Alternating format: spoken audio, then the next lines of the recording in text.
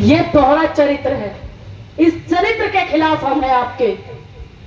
चाहे उन्नाव, हाथरस, औरैया या उत्तराखंड की बेटी ही क्यों ना हो, या वो मणिपुर की बेटी ही क्यों ना हो, जब हम पूरा डेलीगेट अपना माहौल बना रहे थे कि हम लोग भी मणिपुर में जाएंगे, वहां पर बेटियों की आवाज बुलंद करेंगे, तो सबको इन्होंने बंद करने का काम किया।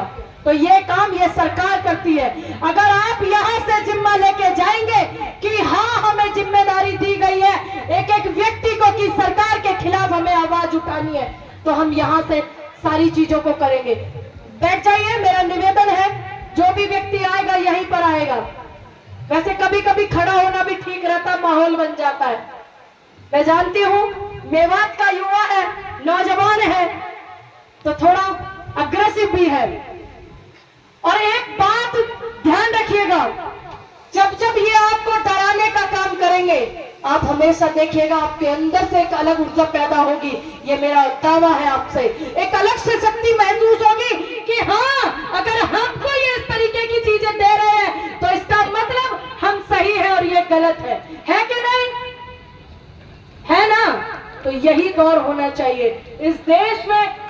आप इतिहास उठा लेना, कलमे चाटने वालों के इतिहास नहीं लिखे गए, क्रांतिवीरों के इतिहास लिखे गए हैं। और इस सरकार के खिलाफ, इसकी नीतियों के खिलाफ, अगर यहाँ जितने लोग मंच पर बैठे हुए हैं, मैं एक एक को बड़े अच्छे से जानती हूँ कि देखिए आप स्वास्थ्य बिल्कुल ठीक नहीं है। मैं तो नाराज हो रही थी बाबा जी से कि बिल्कुल पैर इतने मोटे मोटे सूज रहे हैं, फिर भी वो आए हैं।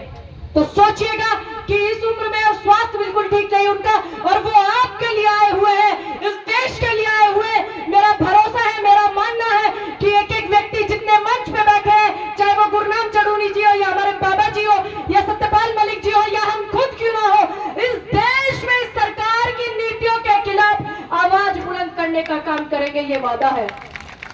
ज्यादा चीजें नहीं जानती हूँ, उम्र कम है तो आप लगा सकते हैं अंदाजा। तजुर्बा नाम की कोई चीज नहीं है, जीरो एक्सपीरियंस, बिल्कुल जीरो।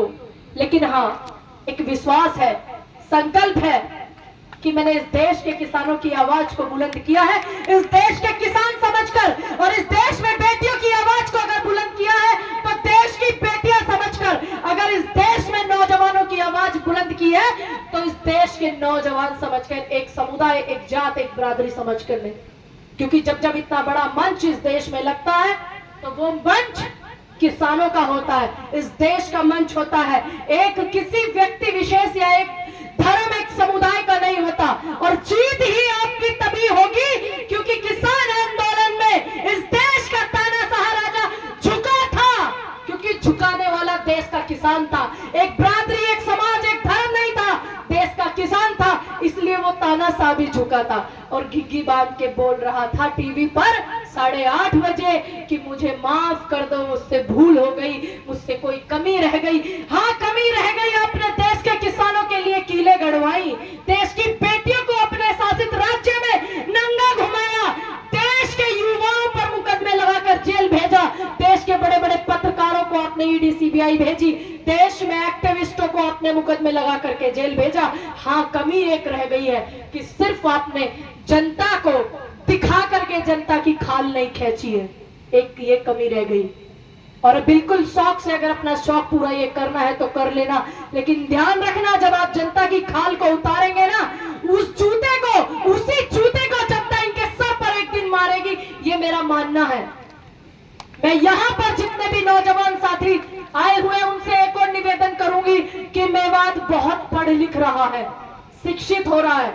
मेरी एक दोस्त है,